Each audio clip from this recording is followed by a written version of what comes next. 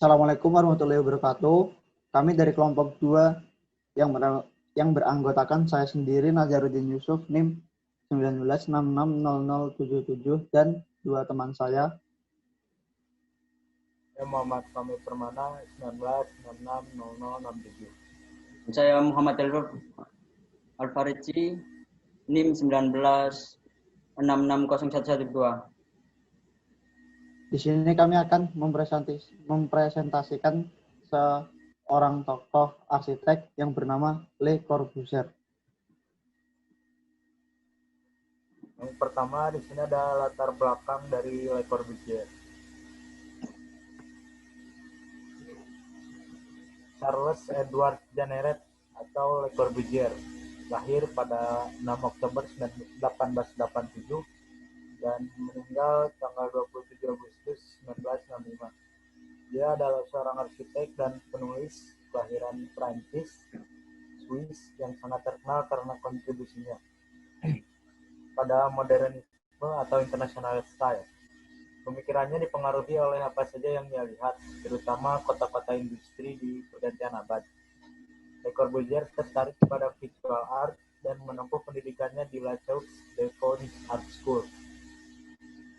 Guru arsitekturnya pada masa itu adalah arsitek René Chapelain, yang kemudian menjadi pengaruh terbesar pada desain beliau di awal karirnya.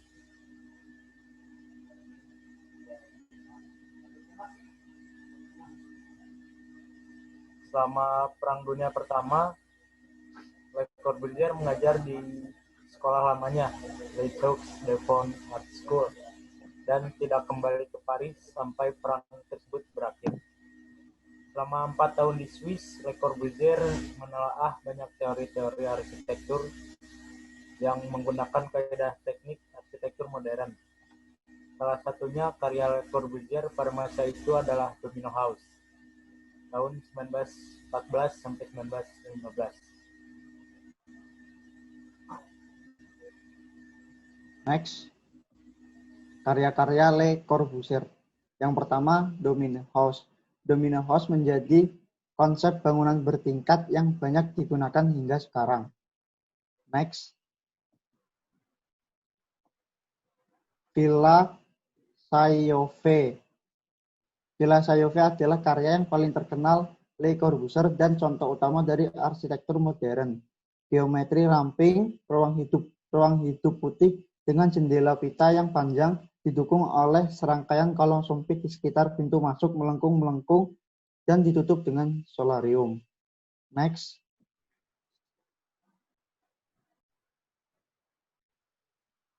Unit de Habitation. Bekerja sama dengan pelukis arsitek Nadir Alfonso. Next. Villa Stein. Next. Notre Dame de Haut.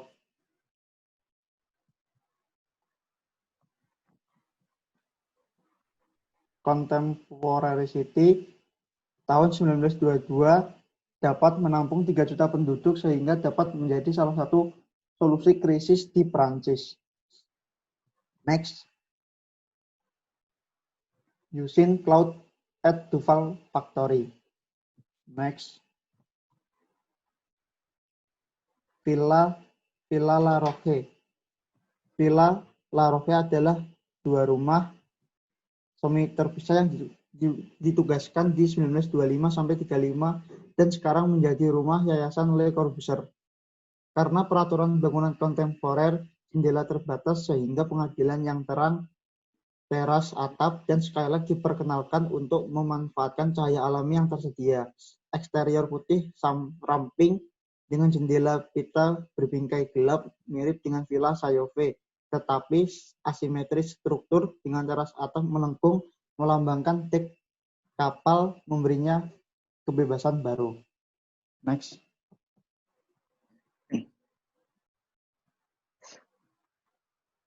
Hal-hal yang mempengaruhi gaya arsitektur Le Corbusier.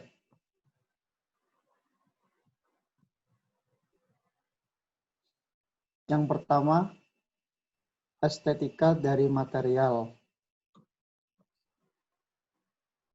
Yang kedua, pemikiran logis. Yang ketiga, ornamen fungsional. Yang ketiga, hubungan masa lalu ditiadakan. Yang terakhir, antar bentuk satu kesatuan. Prinsip-prinsip arsitektur Le Corbusier. Yaitu selama karirnya Le Corbusier mengembangkan seperangkat prinsip-prinsip arsitektur yang didikte secara teknis yang ia sebut the 5 point of new architecture, dan paling jelasnya dalam Villa Savoy yang ia desain. 5 poin tersebut adalah pilotis, yaitu penggantian dinding pendukung dengan gir kolom beton bertulang menyandang beban struktural yang merupakan dasar dari estetika baru.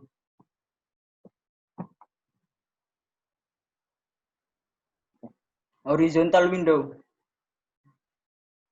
merupakan memotong di seluruh panjang fasad bangunan sehingga pencahayaan dalam ruangan sama.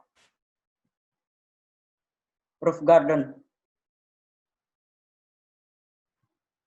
yaitu taman di atap datar, dapat melayani tujuan domestik sementara, memberikan perlindungan penting untuk atap beton. Freedasing of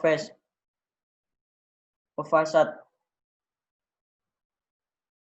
yaitu merupakan memisahkan bagian luar bangunan dari struktur fungsi set fasadnya bebas dari kendala struktural. Untuk yang terakhir, freedasing of ground plan, merupakan tidak adanya dinding pendukung yang berarti rumah bersifat tidak terkendali dalam pengguna internalnya. Hikmah dalam mempelajari arsitektur Le Corbusier, yaitu dengan mempelajari arsitektur modern awal dan arsitektur modern madya, dapat dipetik bahwa suatu desain sangat memerlukan adanya komposisi fungsi di dalamnya. Bukan hanya terlihat bagus di estetika, namun juga bernilai fungsional.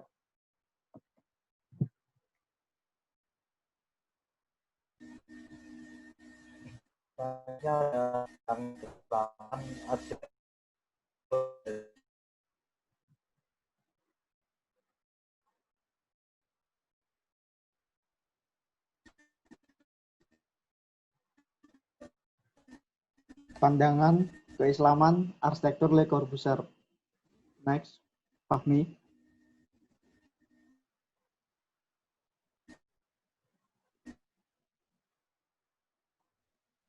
Pandangan keislaman arsitektur Le Corbusier. Arsitektur Islam adalah karya arsitektur yang sesuai dengan pandangan Islami. Sehingga arsitektur yang memiliki pendekatan konsep Islam dikatakan sebagai arsitektur Islam.